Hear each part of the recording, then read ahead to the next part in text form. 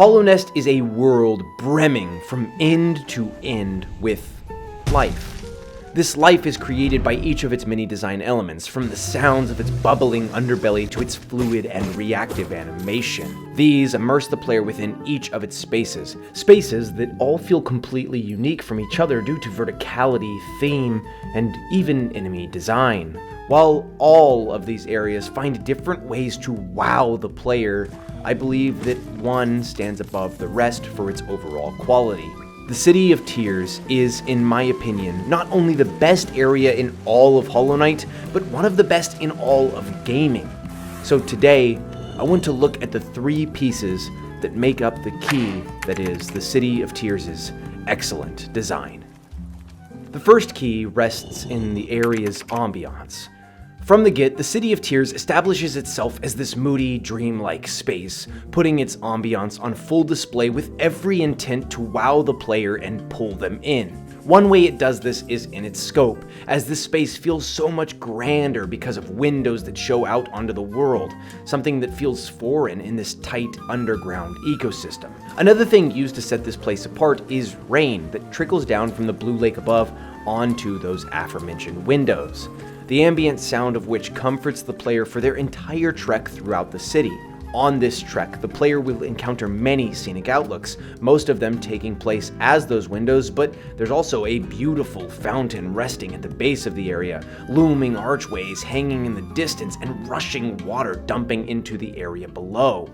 This ambiance is set into a grand palace with spiraling towers full of detailed elevators and sparkling bulbs of bioluminescent butterflies which light each space.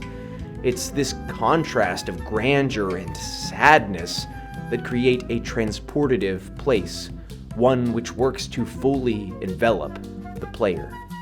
The next piece of the key comes in the layout of the city. Because of its location on the map and the grandeur of the way it carries itself, the layout of the City of Tears is a hinging point on its quality. If it were confusing, maze-like, and warped, traversing it and immersing within it would feel daunting.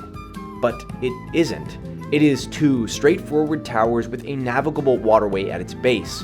You enter from the fungal wastes, head down its immediate tower, and are pushed out toward the Nailmaster, a central location that will need to be revisited time and time again. From there, you push on, up the tower, and as you climb, so too does the difficulty, as the City of Tears opts to test you more than any other area in the game thus far. But because of the Nailmaster and the area's straightforward nature, you never feel frustrated by it. Eventually, it spits you out into the Soul Sanctum, a piece of the City of Tears containing the area's boss, the Soul Master. The game teaches you how to fight many versions of this boss throughout, and even though his difficulty would have felt astronomical before, the area prepared you for him.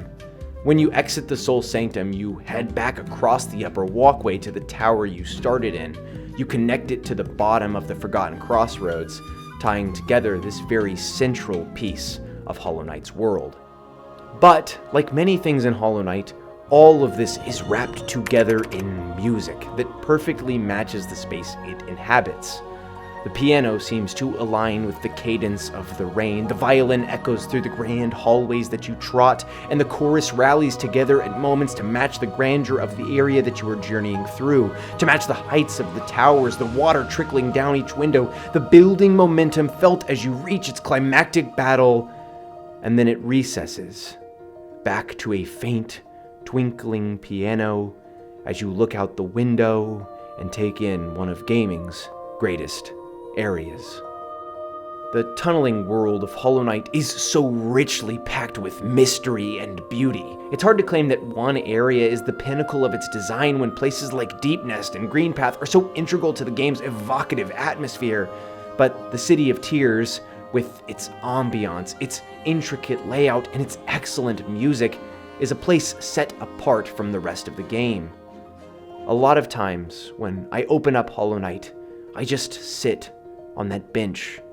I listen to the rain plink against the window, I absorb the ethereal music, and I'm transported to a place unlike any other.